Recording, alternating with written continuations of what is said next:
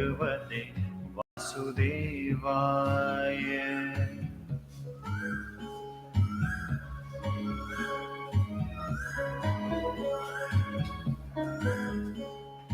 ॐ नमो भगवते वासुदेवाय। ॐ नमो भगवते वासुदेवाय। ॐ नमो भगवते वासुदेवाय। ॐ नमो भगवते वासुदेवाय। ॐ नमो भगवते वासुदेवाय। ॐ नमो भगवते वासुदेवाय।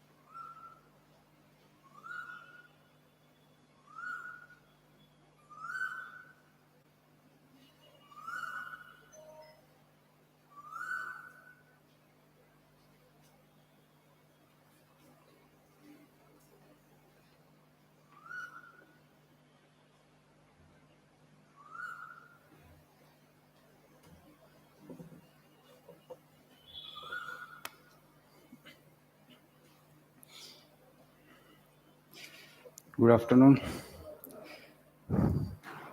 We shall say the prayer together today onwards. Om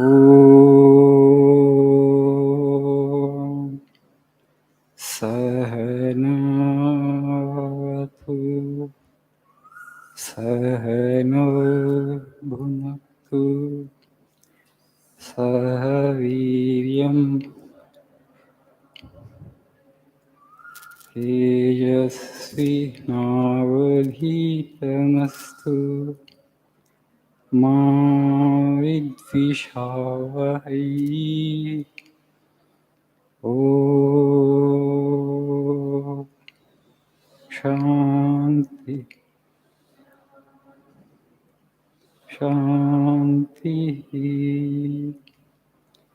Om Asato Ma Sadgamaya Tamaso Ma Jyotirgamaya Mrutyoma. Om Shanti Shanti Shanti.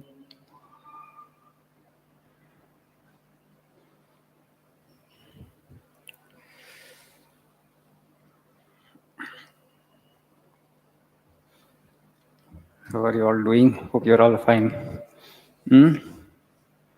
Okay.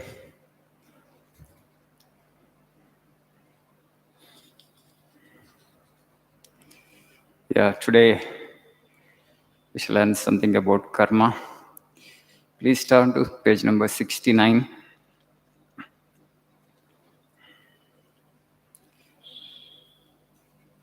Why should a man be miserable even here in the reign of a just and merciful God? In the second place, the idea of a creator God doesn't explain the anomaly, but simply expresses the cruel fate of an all-powerful being. There must have been causes then, before his birth, to make a man miserable or happy, and those were his past actions. Please see the quote on page number 68 also. Our karma determines what we deserve and what we can assimilate. We are responsible for what we are and whatever we wish ourselves to be. We have the power to make ourselves If what we are now has been the result of our own past actions, it certainly follows that whatever we wish to be in future can be produced by our present actions. So we have to know how to act. Why should a man be miserable even here in the reign of a just and merciful God? Now, our idea of God is God must be merciful, right? It can't be a cruel God. It should be merciful God. But why there is so much of suffering in the creation of a merciful God? The question will come, question will arise. So then he has done an imperfect job. He has not done the world well. Vivekananda used to think, he used to say, I could have created a better world. Because seeing the suffering and misery in the world, Vivekananda had this quest as a teenage boy because his heart was very tender when he saw the suffering in the world. So he just inferred that we have not done this world, God has created the world. Why God has created such a miserable world? Why such a defective world? By an all-perfect being. When you use the word God, we mean actually what do we mean by God? He's perfect and He's merciful. You can't imagine an imperfect God. Why a perfect God has done an imperfect job? It's a contradiction, right? It can't be. So God is perfect, He is merciful, but there is so much of mercilessness in the world. But there is a defect in this creation. So he had that quest. Has anybody seen God? Why he needed God? He wanted to ask God, why have you done such an imperfect world?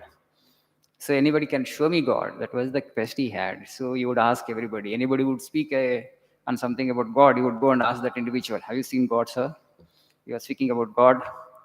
So he had asked many people. Like that he went to Rabindranath Tagore's father, Devendranath Tagore.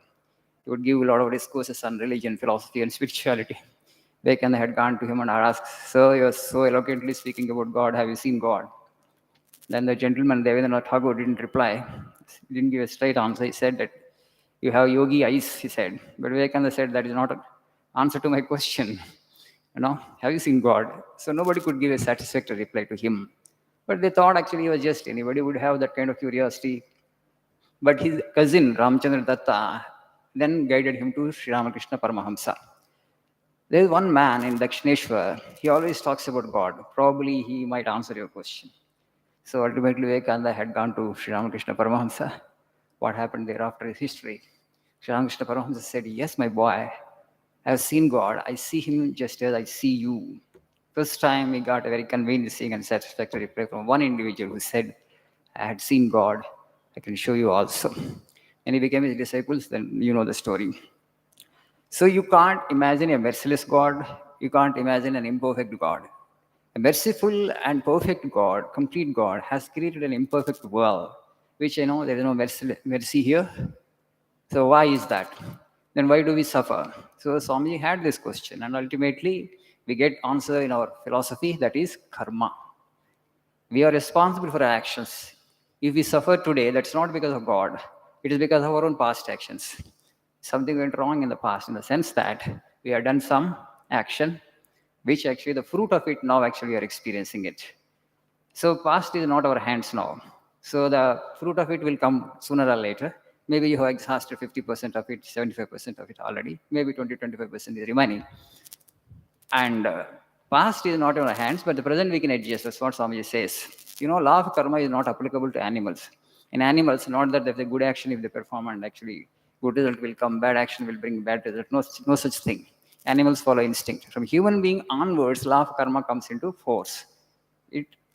So because God has given us the power of discretion, which you call discrimination, faculty of discrimination. Okay? So many thoughts come and not everything gets translated into action. So we have been given this faculty of discretion. You have to use that. You have to exercise that. What will be the consequence of this action?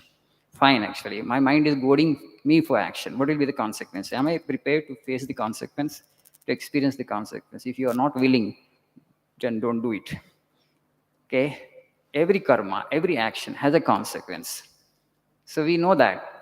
So the ability to restrain actions by using the discretion as a filter, discrimination as a filter, only we have that capacity. You have to use it rightly. And why is Swamiji insisting so much on this? But once you learn that nobody else is responsible for your suffering, I am alone is responsible for my suffering, then you will come forward to adjust your actions. You alone have to suffer, good or bad, consequence of good action or bad action.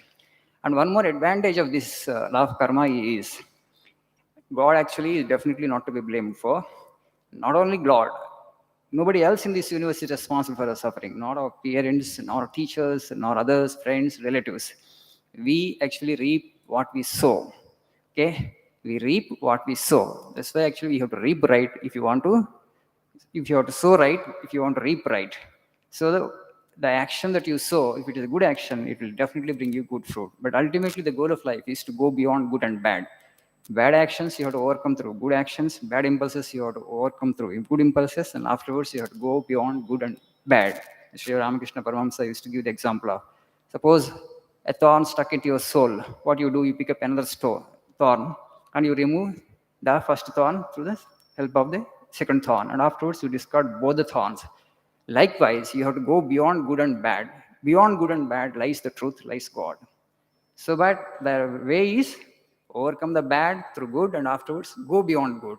Beyond good and bad actually is the truth. That is beyond samsara, beyond the cycle of life and death. Through action only it has to happen.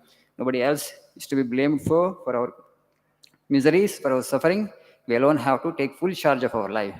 I determine my karma. I am the creator of my own destiny. Everybody has to come to this conclusion. Then actually you adjust your actions. Okay, you will perform actions in such a way that they will bring you good fruit only. So it's very important, this law of karma. So God absolutely has nothing to do with our suffering. He has written this law of karma and he has retired, as it were. So my boy, you can do whatever you want, but the karma has a consequence. You just look into that, sir. Hmm? God is not to be blamed for. He has just written the law of karma and he retired, as it were. Mahatma Gandhi said this statement. Thank you. Nice afternoon.